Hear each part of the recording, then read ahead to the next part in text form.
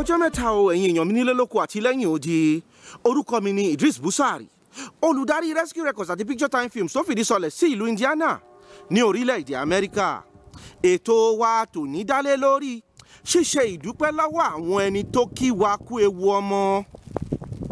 A dúpẹ́ púpọ̀ fún gbogbo àwọn ọ̀rẹ́ ará àti ojúlùmọ̀ tó péjọpọ̀ fi ohùn ránṣẹ́ láti kí ọmọ tuntun jòjòló. Ọlátúndùn Latifat Àdùkẹ́ Busari káàbọ̀.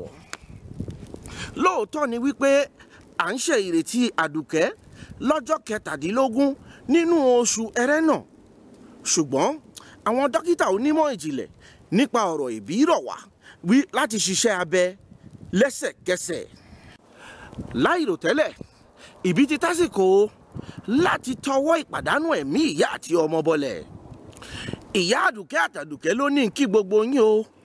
Wọ́n ní ẹ ṣé púpọ̀, wọ́n ní ire náà á kárí o. Ìpàdé wa bí oyin o lọ́sẹ̀ tó ń bọ̀.